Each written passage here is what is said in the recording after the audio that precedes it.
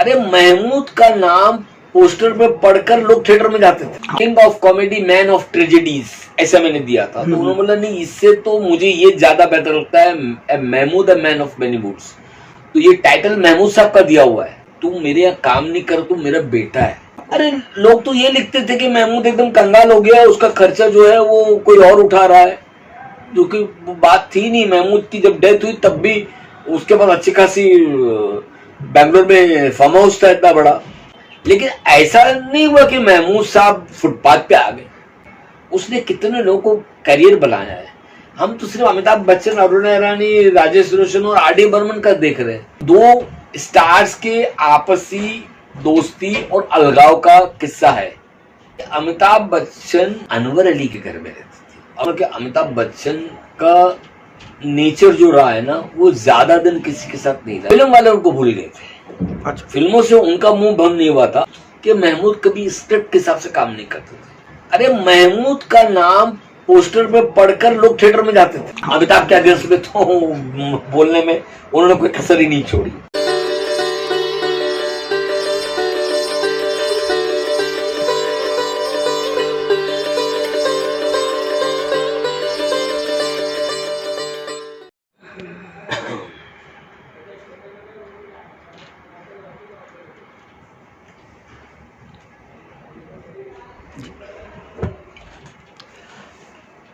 मशहूर पत्रकार और लेखक हनी द्विवेदी के करियर के 45 साल पूरे हो चुके हैं।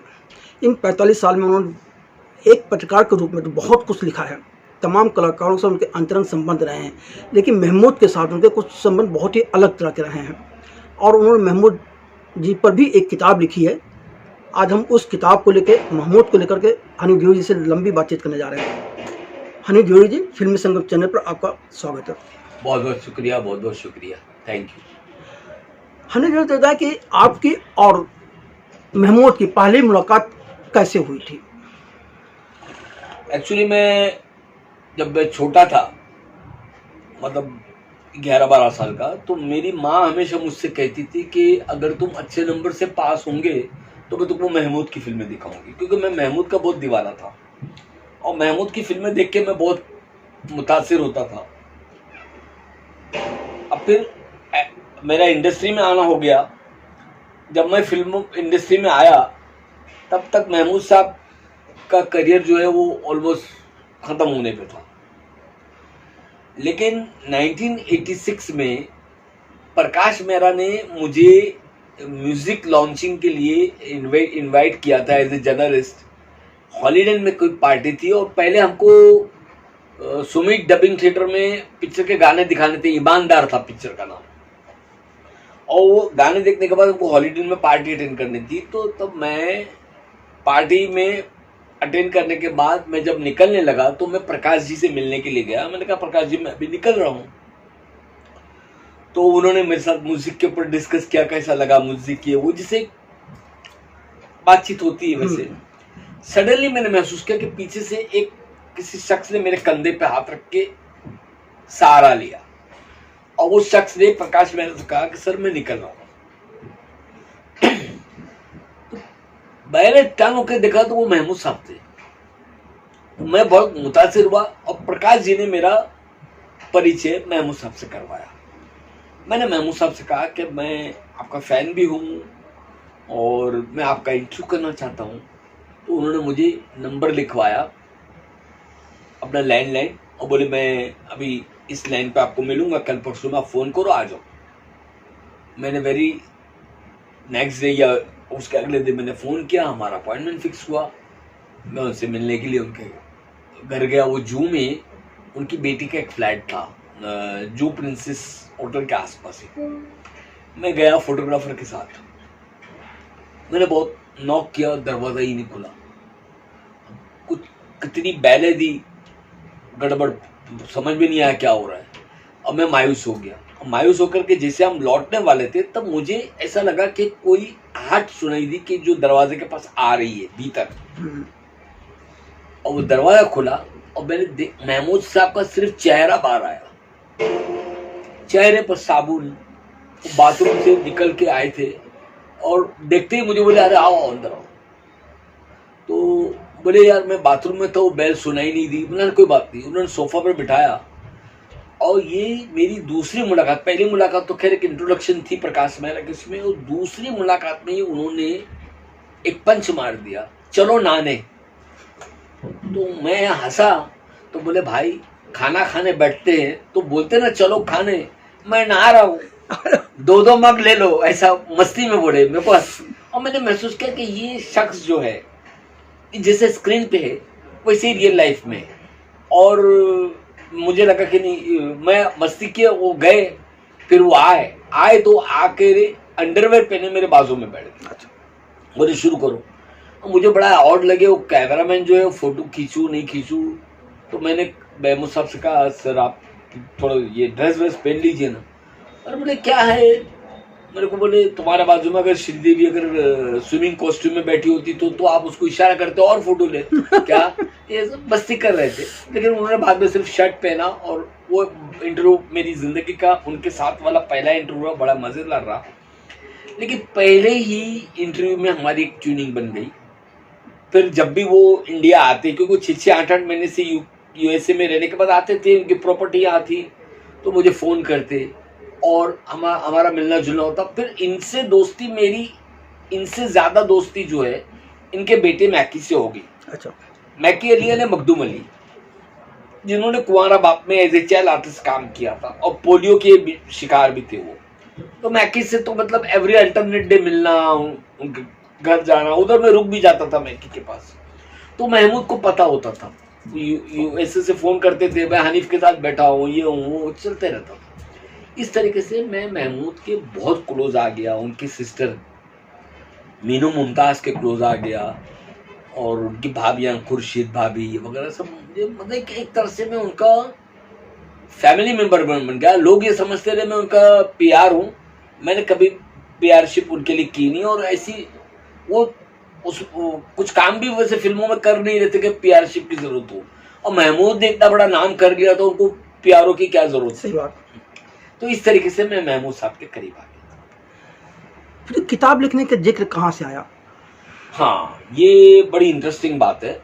मैं तो जिंदगी में कभी सोच भी नहीं सकता कि मैं ऑथर हूँ, बन सकता हूँ। एक्चुअली हुआ ये कि फिल्म सिटी मैगजीन में मैंने इतने साल काम किया, मुझे फिल्म सिटी फैक्ट नहीं बोलता हूँ, मुझे निकाल दिया गया। उनकी कुछ प्रॉब्लम्स थी, क्या प्रॉब्लम्स थी मुझे नहीं मालूम। काम को लेके मुझसे कोई शिकायत नहीं थी, कुछ नहीं था, लेकिन उनकी कुछ प्रॉब्लम्स थी जिसकी वजह से मैं फिल्म सिटी से निकाला गया। और मैं आज का आनंद ज्वाइन कर लिया था, ये पूना का जो था उसका मैं रिप्रेजेंटेटिव था बॉम्बे में। लेकिन आज का आनंद और फिल्म सिटी में तो जमीन आसमान का अंतर था। और तो कहते ना कि बॉम्बे में कोई जानता भी नहीं था। हाँ, आज का आनंद का रेंज क्या था, बॉम्बे टू पुणे। हाँ, तो वो चक्कर था। लेकिन चलो एक किचन चलाना था और सपोर्ट था, तो वो कहते ना कि एक दर बंद होता है तो दूसरा दर अल्लाह शुरू कर देता है। तो मेरे लिए कुछ बेहतर होने वाला था। तो महमूद साहब अपने फार्म हाउस बैंगलोर से बॉम्बे में लैंड हुए। वो गए थे 15-20 दिन के बाद, वो वहाँ से आए और आते ही मुझे फ़ोन किया। तो मैं उनसे मिलने के लिए उनके ब्रदर के यहाँ गया, संजीव इंक्लेव में, यारी रोड। वो बड़ा मायूस नजर आया मुझे। मैंने कहा भाईजान क्या बात है? अरे बोले नहीं यार, वो बहुत दुखी हूँ। मतलब किस बात के लिए आप दुखी है? तो उन्होंने एक बायोग्राफी मेरे हाथ में दी।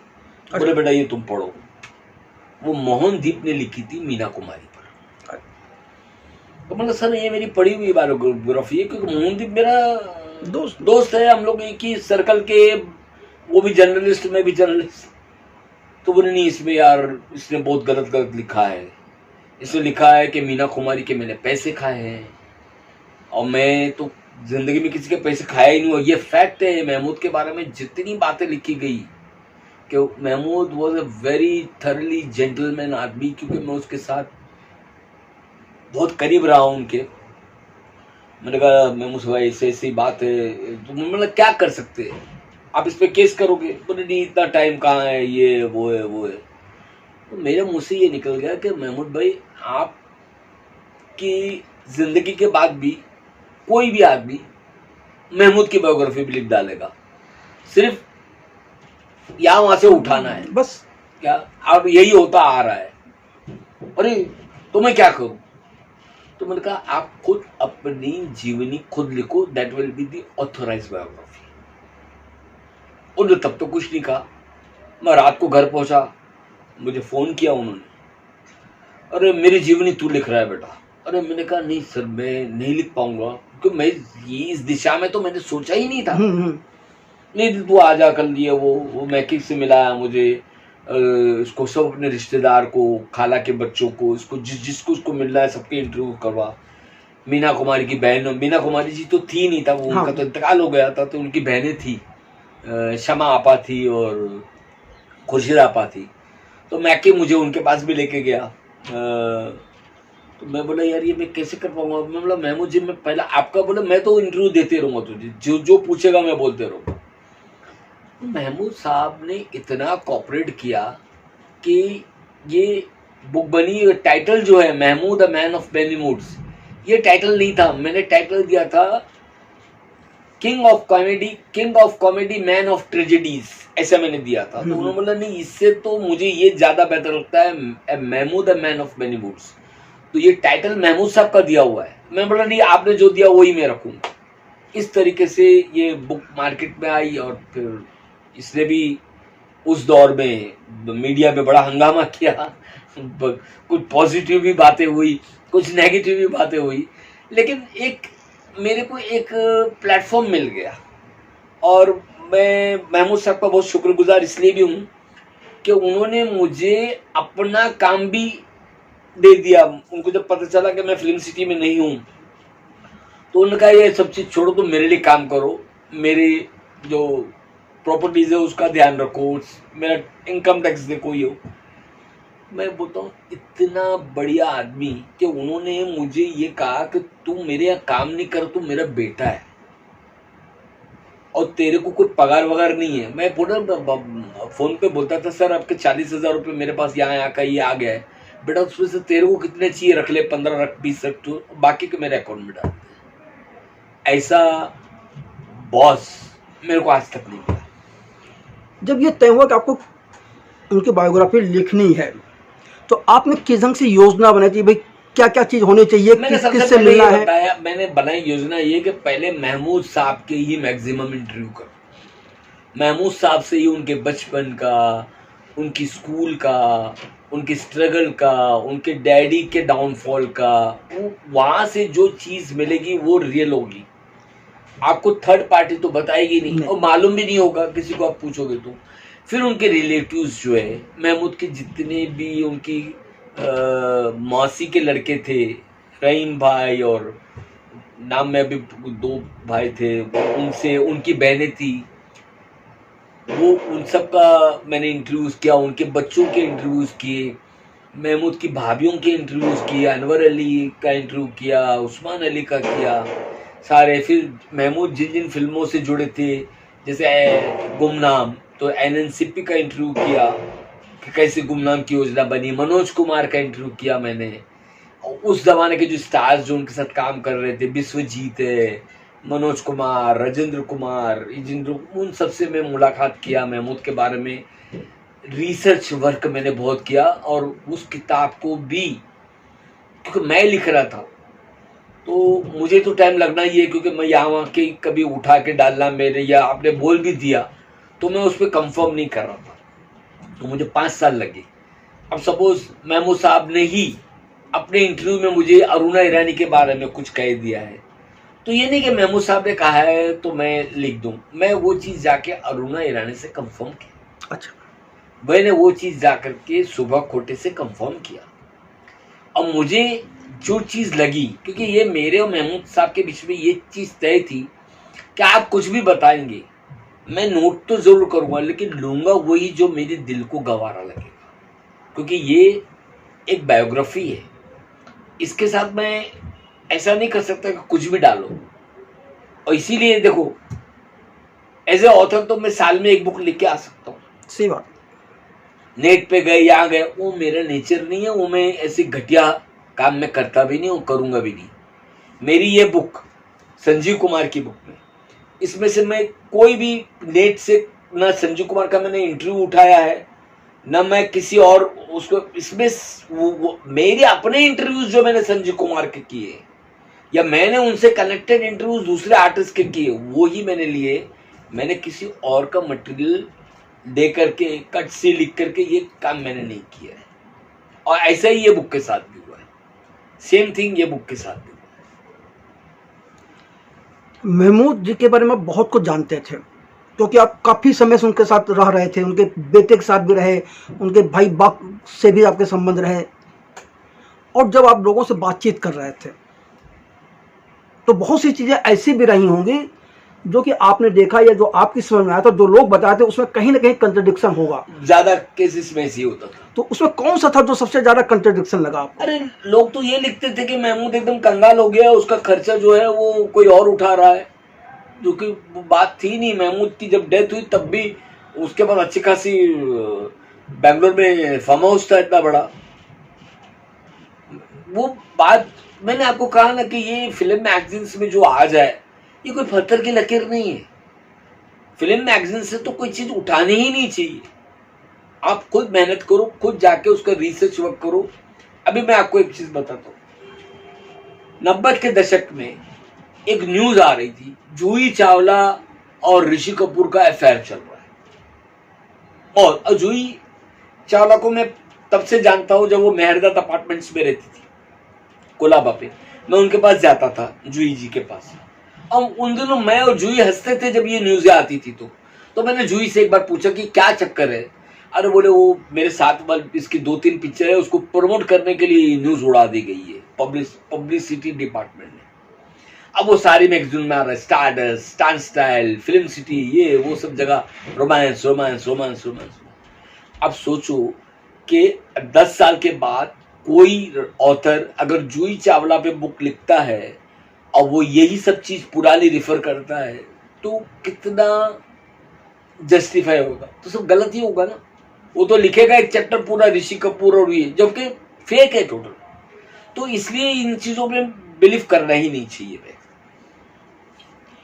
महमूद जी के बारे में कहा जाता है कि बहुत सी जगह यही बातें छपी हुई कि उनके पास जुहू में आलीशान बंगला था जिसमें 25 कमरे थे और ये गाड़ियां थी, वो गाड़ियां थी, बाद में सब कुछ खत्म हो गया था। ये सब क्या क्या था क्या नहीं था? उनकी गाड़ियों का ऐसा तब करता है कि सिर्फ और हर दिन एक गाड़ी लेके चलते थे वाला। वो क्या करते थे, उनके पास 7-8 गाड़ी बॉम्बे में थी और 3-4 गाड़ी वो मद्रास में रखते थे क्योंकि वो मद्रास की फिल्में ज्यादा करते थे। अब महमूद का ऐसा हिसाब किताब कि ये ब्लू शर्ट है, अब मैं 4 रोज के बाद ये ब्लू शर्ट पहनने वाला हूँ तो मेरी गाड़ी का रंग ब्लू होना चाहिए। तो गाड़ी का रंग तक की चेंज हो जाता था, कलर जो है। वो गाड़ियों के बड़े शौकीन थे, घोड़ों के बड़े शौकीन थे वो। जैसे से टाइम गया उनका टाइम जब खराब आने लग गया तो ये चीजें कम होती चली गई, काफी चीजें उनकी बिक गई। लेकिन ऐसा नहीं हुआ कि महमूद साहब फुटपाथ पे आ गए जैसा बताया गया है, टोटल रॉन्ग। महमूद साहब को महमूद साहब के अपनों ने लूटा। महमूद साहब ने अपनी फिल्मों के राइट्स अपने अपनों को दे दिया, उन्होंने बाद में उनको कुछ रिटर्न नहीं किया। तो वो अपनों ने ही उनको लूटा। तो पराये तो लूटते ही है, वो तो कोई नई बात नहीं है। बट महमूद जैसा जिंदा दिल आदमी मिलना बहुत मुश्किल है। He was a man of commitment। अगर आपको बोल दिया कि ये करेगा आपके लिए तो वो जी जान करके करेगा। उसने कितने लोगों को करियर बनाया है। हम तो सिर्फ अमिताभ बच्चन, अरुण ईरानी, राजेश रोशन और आर डी बर्मन का देख रहे हैं। इसके अलावा भी देखो ना कितने लोगों को उसने काम धंधे पे लगाया है। मैं आज आपको बोल रहा हूँ, मैं नाम भी नहीं लूंगा। महमूद साहब, एक लेडी थी बेंगलोर में रहती थी, वो बेचारी 22-23 साल की उम्र में वो विधवा हो गई और उसके 2-3 बच्चे थे। महमूद साहब ये जानते थे क्योंकि बेंगलोर का वो था। महमूद साहब अपने आदमी मोहम्मद भाई करके थे, उनको पैसे भिजवाते थे और बोलते थे कि जाके वो उसका राशन पानी पूरा भर के आओ, उसके बच्चों की फीस भर के आओ और उसके हाथ में कुछ रकम दे के आओ। वो किधर जाएंगी ना बेचारी तो लोग उसका नाजायज फायदा उठाएंगे। तो मैंने महमूद साहब को बोला कि आप आते होंगे जब इंडिया तो उस मैडम से मिलते थे? बोले नहीं, मैं नहीं मिलता था, मैं बिल्कुल नहीं मिलता था। हालांकि मैं उससे मिल चुका हूँ जब उन्होंने बताया। तो अच्छा, वो इसके लिए नहीं मिलते थे कि ये जो मीडिया वाले हैं उसको बदनाम कर देंगे मेरे साथ नाम जोड़ करके। बिल्कुल सही है। और महमूद जैसा आदमी इतना सोचे किसी के लिए, आज कौन सोचता है? आज तो किसी को चेक किसी को देते हैं चैरिटी, तो फोटो लेते हैं और मैगजीनों में देते हैं कि मैंने इसको इतना। अरे शर्म करो यार, तुम चैरिटी दे रहे हो। महमूद ने कभी वो काम किया नहीं। महमूद ने हज अदा किया। हज हम लोग में, मुस्लिम लोगों में हज कंपलसरी है, अगर अल्लाह ने आपको इतने इस लायक बनाया है तो। महमूद ने मुझसे कहा कि मेरी बुक में ये बिल्कुल मत लिखना कि मैं हज पढ़ा हूँ, अच्छा, पर क्योंकि मेरा और अल्लाह का मामला है, वो मेरे पर फर्स्ट काम में जाके किया हूँ, वो नहीं लिखना।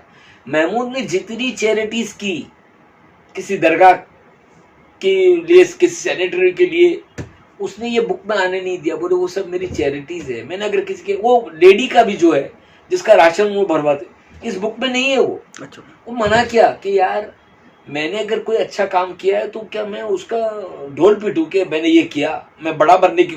इससे आदमी बड़ा नहीं होता है, उसकी नज़र में और गिर जाता है। मैं अल्लाह का शुक्रगुजार हूँ कि अल्लाह ने मुझे इस लायक बनाया कि मैंने मेरे हाथ से अच्छे काम हुए, लेकिन मैं उसका ढिंडोरा नहीं पीटूंगा। मैं आपको इसके लिए बता रहा हूँ कि आप प्लीज़ इसमें मत लेना। महमूद की डेथ के बाद भी मैंने किसी भी एडिशन में वो एपिसोड नहीं जोड़े जो उन्होंने अच्छे कारनामे किए थे, क्योंकि न तो देखो एक आदमी की इच्छा थी कि वो चीज़ नहीं आनी चाहिए। सही बात। अमिताभ की महमूद की ज़िंदगी में अमिताभ का जुड़ना और फिर अलगाव भी होना, ये लेकर के बहुत सी चीज़ें हैं। महमूद ने क्या बताया था? महमूद साहब ने मेरे को क्या ओपनली टीवी पे आके सबको बताया है उन्होंने कि वो खुद हॉस्पिटल में एडमिट थे और अमिताभ बच्चन साहब के वालिद साहब भी उसी हॉस्पिटल में एडमिट थे, लेकिन बच्चन साहब उनको देखने के लिए नहीं गए। लेकिन देखिए ये बहुत पर्सनल इसके लिए भी है कि इसमें मैं क्या बोलूँ, ये तो दो स्टार्स के आपसी दोस्ती और अलगाव का किस्सा है। महमूद ने जो बताया वो इस बुक में मैंने ले लिया, लेकिन लोग ये समझते हैं कि अमिताभ बच्चन महमूद के घर में रहता था। That is wrong. अच्छा, वो अनवर अली के घर में रहते थे और he was friend of Anwar Ali, और because of Anwar Ali he came close to Mahmood sahab. अब चूंकि अरुणा ईरानी के साथ उनकी सिंपैथी थी, जो भी कुछ था, उन्होंने अरुणा ईरानी से कहा था कि मैं तेरे को हीरोइन बनाऊंगा, और उन्होंने उनको as a heroine Bombay to Goa में लिया और वो स्क्रिप्ट लेके गए जितेंद्र के पास। जितेंद्र ने बोला कि मैं, अरुणा ईरानी मेरी पिक्चर में सेकंड लीड करती है, फर्स्ट पिक्चर में की थी, कारवां में की थी, तो मैं कैसे कर सकता हूँ अरुणा ईरानी के अपोजिट। तो कितने हीरोज जो थे ना अरुणा ईरानी के साथ काम करने से इनकार कर दिए। At the same time Bachchan packing कर रहे थे दिल्ली जाने के लिए। अच्छा, तो अनवर अली ने आके महमूद से कहा कि कोई भी हीरो अरुणा ईरानी के साथ काम नहीं करेगा। मेरा दोस्त जो है वो जा रहा है मायूस होकर, उसकी 7-8 फिल्में फ्लॉप हो चुकी है, बंसी बिरजू, एक नजर के, काफी लंबी लिस्ट थी पिक्चरों की, और पिक्चरों से निकाला जा रहा है। तो वो तय कर चुका है कि मुझे अभी फिल्मों में एक्टिंग नहीं करनी, वो अभी कुछ और काम करेंगे, दिल्ली जा रहे हैं। तब महमूद ने कहा कि जब अरुणा ईरानी को हीरोइन बनाया, कोई काम नहीं कर रहा है, तो चलो अमिताभ बच्चन को ले लो। तो अमिताभ बच्चन, अब यहां से अमिताभ बच्चन के लक भी चेंज हो गए। अमिताभ ने बॉम्बे टू गोवा कर दी, और बॉम्बे टू गोवा कर की तो उनको बॉम्बे टू गोवा के कारण जंजीर मिल गई। अब फिर तो बोलने की आगे जरूरत नहीं, रेस्ट इज हिस्ट्री। लेकिन ये सब चीज जो है मैंने जो देखा है वो देखा है कि डेस्टिनी जो है इंसान की जिंदगी में, चाहे वो अमिताभ बच्चन हो या हनीफ जवेरी हो, सबकी लाइफ जो है ना वो डेस्टिनी पे ही चले। आपकी डेस्टिनी में जो होगा ना वही आपको मिलना है, उसके आगे कुछ नहीं मिलना है। सवाल यह है कि जिस आदमी को एक सहारा मिला, एक करियर शुरू हो गया, बाद में उसने उसी आदमी के साथ बहुत गलत ढंग से पेश आया। अब फिल्म इंडस्ट्री में रहे तो आप है ना हैं। अमिताभ बच्चन का अगर बोलेंगे ना तो मैं एक बोलूंगा कि अमिताभ बच्चन का नेचर जो रहा है ना वो ज्यादा दिन किसी के साथ नहीं रहा है। चाहे वो अमर सिंह को आप ले लो, प्रकाश मेहरा को ले लो, या उनकी लाइफ में जो जो लोग आए ज्यादा दिन नहीं रहा है। सलीम खान को ले लो, सलीम जावेद के सलीम खान उनके साथ कितना अच्छा हो रहा, लेकिन जब सलीम खान का डाउनफॉल आया तो अमिताभ कभी खड़ा नहीं रहा उसके लिए। तो ये भी नेचर वाइज बात होती है। मैं कौन होता हूँ अमिताभ बच्चन के अगेंस्ट में बोलने वाला, समझे? आदमी का नेचर होता है कभी। अब उनकी भी कुछ अब तो एक तरफा सुने, दूसरी तरफा भी तो सुनना जरूरी है ना, ये मामला है। मुझे लगता है कि फिर इस किताब में महमूद से जुड़े ऐसे कौन से प्रसंग हैं जो बहुत कम लोग जानते हैं? जैसे मैंने आपको बताया ना कि गुमनाम पिक्चर जो है उसमें जो गाना है हम काले हैं तो क्या हुआ दिल वाले हैं, उसके मनोज कुमार टोटल अगेंस्ट थे, वो निकालने पे तुले हुए थे कि गाना निकाल दो, लेकिन वो सिप्पी ने वो गाना रखा, सिप्पी ने गाना रखा, वही गाने की बल पे पिक्चर कहाँ के कहाँ पहुंच गई। लाइफ है, देखो किसी की कुछ ना कुछ तो चलते ही रहता है ना भाई मेरे। तो बाद में बम्बई के बजाय उनके दो ठिकाने हो गए थे, तो विदेश रहते थे ज्यादातर या फिर वो बेंगलोर का उनका फार्म हाउस। ऐसा क्यों था? क्या फिल्मों से मोह भंग हो गया था या फिल्म वाले उनको भूल गए थे? अच्छा, फिल्मों से उनका मुंह भंग नहीं हुआ था। अब वो दुश्मन दुनिया का के बाद जो फ्लॉप हुई दुश्मन दुनिया का, उसके बाद उनको लगा कि अभी मेरी एज भी हो गई है, अभी मुझे फिल्में नहीं बनानी चाहिए, तो वो फिल्म इंडस्ट्री छोड़ चुके थे। अब चूंकि उनकी वाइफ जो है ट्रेसी और उनके जो बेटे हैं और बेटी भी वहां रहती थी, तो वो यूएसए में ठिकाना कर लिया था अपना। बल्कि मेरा जहाँ तक ख्याल है कि वो पासपोर्ट भी यूएसए का था उनके पास। अच्छा, तो यूएसए में रहते थे। पर इंडिया वो इसलिए आते थे कि उनके भाई बहन, उनका परिवार, उनकी पहली वाइफ के बच्चे, उनकी प्रॉपर्टीज, ये सब कुछ इंडिया में था। इसके लिए वो हर 6 महीने में 8 महीने में इंडिया का विजिट करते थे, और वो खास तौर पे आके अपने पुराने साथियों से मिलते थे, जैसे दिलीप कुमार हैं और जिन के साथ उन्होंने काम किया, काफी लोगों से मिलते थे। तो वो इंडिया बस तो गए थे यूएसए में, लेकिन इंडिया उनका आना जाना रहा है। इंडिया आने के बाद वो अपने दोस्तों से मिलते थे। किन लोगों के साथ उनकी दोस्ती बनी रही और किन लोगों से दोस्ती टूट गई थी? देखो, उनके जो दोस्त थे जिनसे उनकी बनती थी, वो उन्हीं से मिलते थे। वो कभी अमिताभ बच्चन के घर नहीं गए, क्योंकि वो भंग हो चुका था, उनको मालूम था कि यहाँ कुछ है ही नहीं। लेकिन वो दिल में लेके बैठे भी नहीं है बात। अच्छा, वो यूसुफ साहब के यहाँ बिंदास जाते थे, सायर आपा से मिलने के लिए, दिलीप साहब से मिलने के लिए, और भी बहुत सारे कैमरामैन नीलिंजन कर उनके यहाँ जाते थे, मेरे यहाँ आते थे। वो बात हुआ ही नहीं। कभी दिलीप साहब ने कोई बात कही महमूद को लेकर के? दिलीप साहब को मैंने एक बार पूछा था कि आपने महमूद साहब के साथ फिल्में क्यों नहीं की, एक्सेप्ट एक सीन किया है आपने सात और शैतान में, बाकी आपने पिक्चरें नहीं की। तो उन्होंने कहा कि मेरी स्क्रिप्ट आप उठा के देख लो, चाहे कोहिनूर हो, चाहे यहूदी हो, आप बताओ महमूद कहाँ फिट बैठता है उसमें। मेरी फिल्मों के जो कॉमेडियन होते थे उसमें जॉनी वॉकर और मुखरी फिट बैठते थे। अगर कोई ऐसी स्क्रिप्ट होती जिसमें महमूद फिट होते तो मुझे करने में क्या अर्थ था। ये भी बिल्कुल बकवास बात है। जैसे दिलीप साहब के बारे में ये भी कहा जाता है कि महमूद के साथ इसके लिए काम नहीं करते थे कि महमूद उन पे हावी हो जाता, वो सब बकवास बात है। लेकिन महमूद के साथ एक ड्रॉबैक ये था जो दिलीप साहब ने बताया कि महमूद कभी स्क्रिप्ट के हिसाब से काम नहीं करते थे, वो चलते थे अपने मन के डायलॉग बोलते थे। और मैंने जैसे आपको बताया कि आमिर खान, दिलीप कुमार, ये सब जो है वो जो होगा वही करेंगी, उसके सिवा वो करेंगे नहीं। तो शायद एक रीजन ये भी हो सकती है। लेकिन मैं भी महसूस कर रहा हूँ कि दिलीप साहब की ऐसी कौन सी पिक्चर है जिसमें महमूद फिट हो। और महमूद के बारे में ये भी कहा जाता है कि वो कहानी लिखते थे, पूरी स्क्रिप्ट तैयार करके फिल्म सेट पे जाना पसंद नहीं था उनका, तो बाकी चीजें सेट पर हो जाती हैं। हाँ, ये फैक्ट है। अजीज कैसी साहब ने भी मुझे ये बताया था, जो उनकी पिक्चर के एक पिक्चर शायद कुंवारा बाप उन्होंने ही लिखी थी। हाँ, और जिसके सामने होता क्या, वो 4 सीन अगर हो गए तो चलो स्टार्ट कर देते हैं, वो कंप्लीट स्क्रिप्ट वो अपने हिसाब से, और फिर वो इम्प्रोवाइजेशन सेट पे ही हो जाता था, अरे इसको ऐसा कर लेते, इसको वैसा कर लेते, वो चला। फिर भी उनकी फिल्में सफल होती थी, क्या खास बात रही है? अब भाई लोग उनके दीवाने थे, लोग हीरो से ज्यादा उनको लाइक करते थे। अरे महमूद का नाम पोस्टर पे पढ़कर लोग थिएटर में जाते थे, ये नहीं देखते थे कि डायरेक्टर कौन है या हीरोइन कौन है, या महमूद है बस इनफ है, एंटरटेनमेंट और क्या चाहिए। महमूद की पहचान एक हास्य कलाकार के रूप में ही रही है, क्यों? खास कलाकार थे, उन्होंने खुद को प्रूव किया। देखो, he started his career as an extra artist, as a junior artist, as a junior dancer, as a spot boy, as a driver.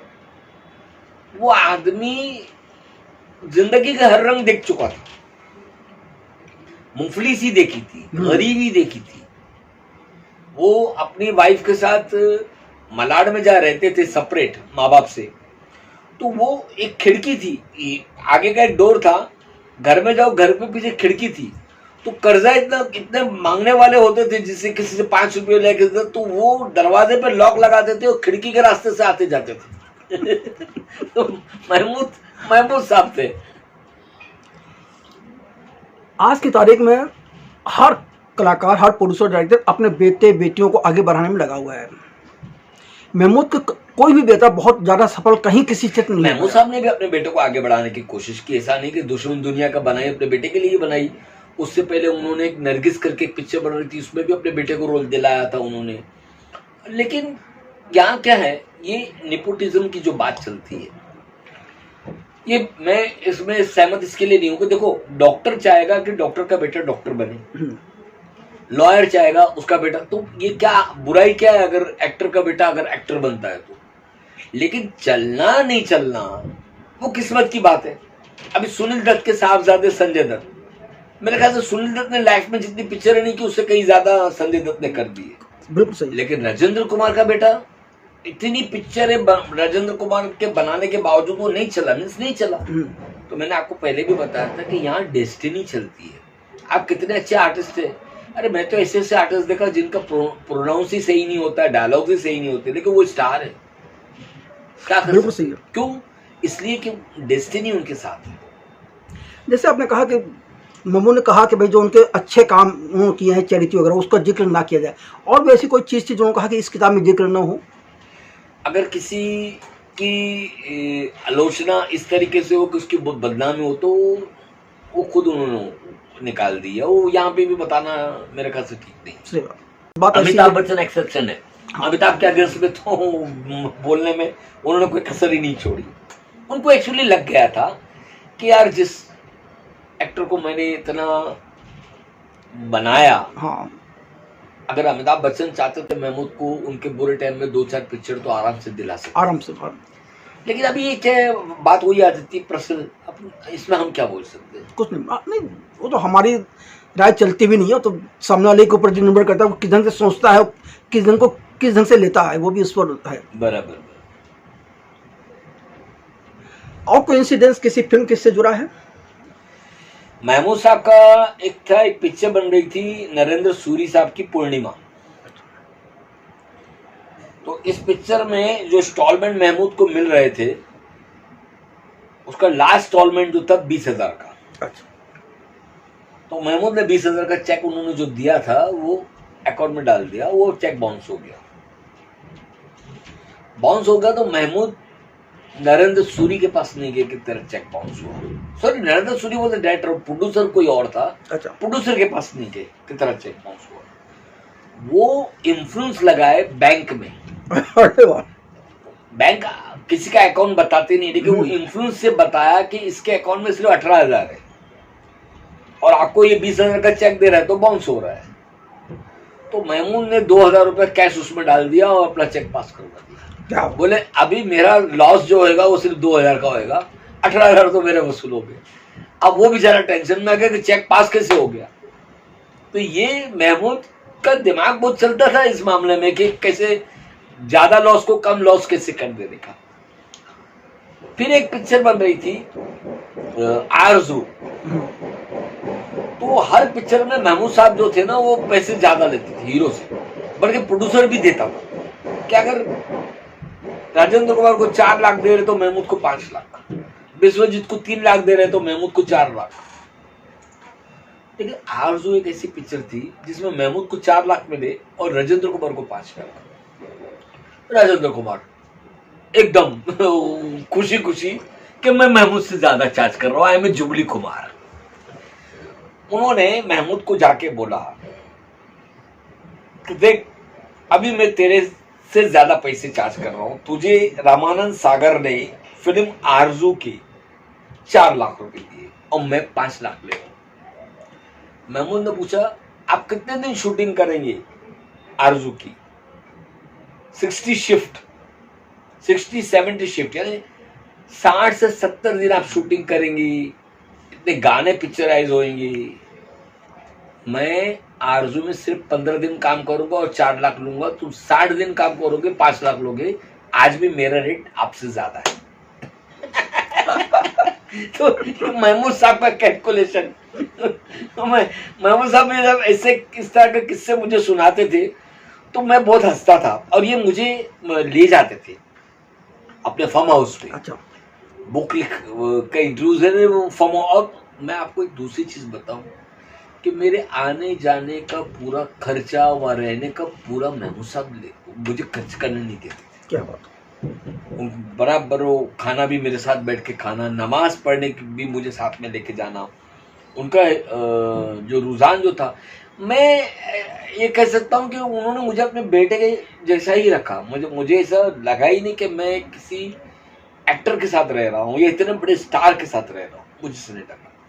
और हर सुविधा दी उन्होंने मुझे, तो हर सुविधा का आप लिखो, पूरे मतलब राइट्स दे दिए बुक के, इसमें मेरा कुछ भी नहीं है, बस आप ये क्लियरिफिकेशन कर डालो कि भाई मैंने मीना कुमारी के पैसे नहीं खाए। और ये फैक्ट भी है, ये फैक्ट भी है। मीना कुमारी को तो उन्होंने अपने घर में रखा था। जब कमाल अमरोही के साथ मीना कुमारी का अनबन हुआ था, एक पिक्चर बन रही थी पिंजरे के पंछी, उसका मुहूर्त था, ये सलील चौधरी साहब जो फेमस म्यूजिक कंपोजर थे वो प्रोड्यूस कर रहे थे। तो मुहूर्त वाले दिन मीना कुमारी के रूम में गुलजार साहब जाने लगे, मेकअप रूम में। तो कमाल अमरोही के असिस्टेंट ने उनको रोका, आप अंदर नहीं जा सकते, क्योंकि कमाल साहब ने मना किया था कि कोई भी पराया आदमी मेरी वाइफ से नहीं मिलना चाहिए। उन्होंने रोका। वो मीना कुमारी भी तैश में आकर के उनको कुछ बोल दी कि नहीं, इनको तुम रोक नहीं सकते। वो उसने खींच के मीना कुमारी को थप्पड़ मार दिया। उसमें हंगामा हो गया मुहूर्त वाले दिन। महमूद ने मीना कुमारी से कहा, जो महमूद मीना कुमारी को मीना आपा बोलते थे, आपा तुम मेरे घर चलो। और अपनी कार में महमूद ने अपना रूम जो था वो मीना कुमारी को दे दिया। और उन्होंने कमाल अमरोही को फोन किया कि तेरी बेगम मेरे पास है, आके लेके जा। और कमाल अमरोही जब उनके घर पहुंचे तो महमूद साहब ने उनको दूसरा ही कमरा बताया, बोले ये रूम में है, अंदर से लॉक है। तो और कमाल अमरोही खटखटाते रहे, वो दरवाजा खुलना ही नहीं था। एक्चुअली महमूद कमाल अमरोही से बदला ले रहे थे। जब स्ट्रगल के दिनों में महमूद की वाइफ ने मीना से बात की थी, अपनी बहन से, कि मेरे हस्बैंड को काम दिलाओ, तो उन्होंने अपने हस्बैंड से बात की कमाल अमरोही से। तो कमाल अमरोही ने बोला कि महमूद को बुलाओ। महमूद जब कमाल अमरोही के पास पहुंचे तो कमाल अमरोही ने उनसे कहा कि एक्टर बनने के लायक तुम्हारे में कुछ है ही नहीं। अच्छा, मैं तुमको कुछ पैसे देता हूं, तुम कुछ काम धंधा स्टार्ट करो। और जब ये स्टार बन गए तो इन्होंने उनको वो जो उन्होंने बोला था उनको जवाब देने के लिए मीना को, कि वो कभी कमाल साहब के घर नहीं गए, लेकिन कमाल साहब को अपने घर पे आके झुकाया। ये उनमें वो चीज थी।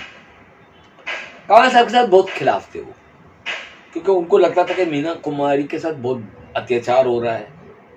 मीना कुमारी को खुद को नहीं मालूम वो कितना कमा रही है। पूरा लेन देन जो भी फिल्मों का होता था वो महल पिक्चर्स के तहत ही होता था। हाँ, वो तो सारा वही होता था। तो वो थोड़ा अब बात आ रही है कि महमूद ने मीना कुमारी के पैसे खाए। अरे जिसने खाया उसका दिखो ना। महमूद साहब का ये कहना था। सही बात। महमूद साहब का ये कहना था। कमलिस्तान स्टूडियो क्या कमाल हो रही है, अकेला खड़े कर सकते थे क्या मीना कुमारी के पैसों के बगैर? इम्पॉसिबल है, इम्पॉसिबल। आप महमूद के साथ रहे, महमूद के साथ घूमते रहे, आपने किताब भी ले डाली। आपने महमूद इन सारी दिनों में उनके साथ रहते हुए, किताब लिखते हुए, ऐसी कौन सी खास बात महमूद से सीखी जो कि हर इंसान को सीखनी चाहिए? महमूद से जो मैंने खास बात सीखी वो एक है कि भाई आपको कुछ भी प्रॉब्लम है किसी के साथ भी तो उसको मुंह पे कह दो, पीछे से उसके बारे में बात करने की जरूरत नहीं, स्ट्रेट फॉरवर्ड। आपसे शायद वो नफरत करेगा लेकिन हॉनेस्टी यही है कि आपको पीछे से बात करने की जरूरत नहीं है। और महमूद जो भी बोलते थे, जो मीडिया में उन्होंने बोला, ये बोला, वो पीठ पीछे बात नहीं की, उन्होंने जो बोला खुल के बोला क्या हाँ मैं ये बोल रहा हूँ। हाँ, महमूद का पूरा वो देख लो 60s से लेके अभी तक के जो इंटरव्यूज प्रिंट हुए, जो भी देखो, महमूद ने खुल के किसी के बारे में बोला है तो बोला है, उन्होंने कोई कसर नहीं छोड़ी है। और मैंने यही सीखा कि इंसान को जो है वो स्ट्रेट फॉरवर्ड रहना चाहिए, ये डरना नहीं चाहिए किसी से। अगर किसी के बारे में बोलना है तो डरना नहीं चाहिए। हनु द्विवेदी जी, फिल्मी संगम चैनल के साथ बात करने के लिए आपका बहुत बहुत धन्यवाद। Thank you, thank you.